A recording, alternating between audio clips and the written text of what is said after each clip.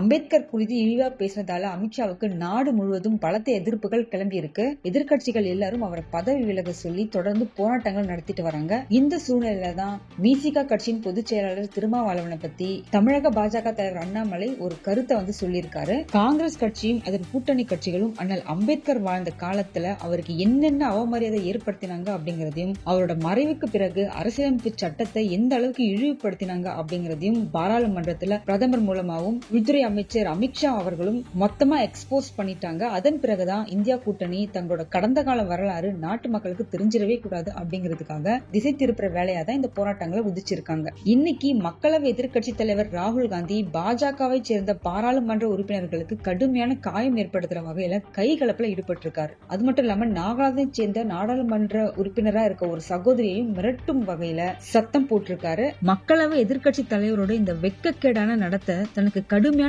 மன அழுத்தத்தை ஏற்படுத்தி இருக்கிறதா புகார் கொடுத்திருக்காங்க அந்த பெண்மணி. தமிழகத்துல இன்னைக்கு விசிக சார்பில் எல்லா இடத்திலும் போராட்டம் நடத்தப்படுது. கடந்த காலங்கள்ல காங்கிரஸ் செய்த தவறுகள் குறித்து நாடாளுமன்றத்தில் ஏற்கனவே பேசியிருக்காங்க. இந்த குற்றோன்னு ஏத்துக்க திருமாவளவனுக்கு மனசு வரல. காங்கிரஸ் மீது வைக்கப்பட்ட குற்றச்சாட்டுகள்னு சொல்லி பூசி மொழுகிறாரு.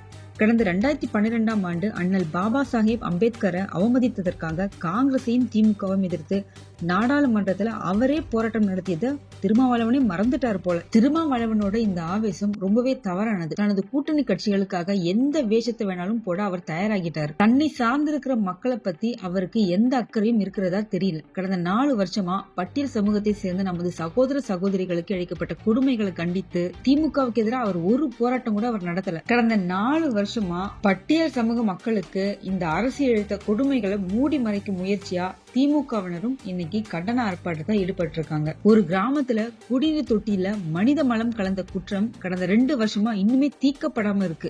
கோயிலுக்குள்ள நுழைந்ததற்காக பட்டியல் சமூகத்தை சேர்ந்த இளைஞன் மீது திமுக பிரமுகர் தாக்குதல் நடத்தியிருக்காரு. திமுக அந்த நிர்வாகியை இடைநீக்கம் செய்து தேர்தலுக்கு முன்னாடி மறுபடியும் அவரை கட்சியில சேர்த்து ஒரு டிராமா ஒண்ணு பண்ணாங்க. தமிழ்நாட்டுல இருக்க பட்டியல் சமூகத்தை சேர்ந்த பஞ்சாயத்து தலைவர்கள் பெரும்பாலும் திமுக நிர்வாகிகளால அசிங்கப்பட்டு அவமானப்படுத்தப்பட்டு நிறைய பாகுபாட்டை ஃபேஸ் பண்ண வேண்டியதா இருக்கு. திமுக அரசுக்கு எல்லாமே தெரிஞ்சும் இதை கண்டும் காணாம கண்ணை மூடிக்கிட்டு இருக்காங்க. விசிகாவும் வாயை மூடி மௌனமாவே இருக்கு. மத்திய அரசின் SC SP திட்டத்தின் கீழ் ஒதுக்கப்பட்ட பணம் பட்டியல் சமூக மக்கள் நலனுக்காக செலவிடப்படாம அரசின் திட்டங்களுக்கு கைமாறி இருக்கு. இந்த மாதிரி திமுக அரசோட பட்டியல் சமூக மக்கள் விரோத செயல்பாடுகள் இன்னும் நீண்டுகிட்டே தான் போயிட்டு இருக்கு. இத பத்தி எல்லாம் திருமாவளவன் கண்டுக்க மாட்டேங்கிறாரு.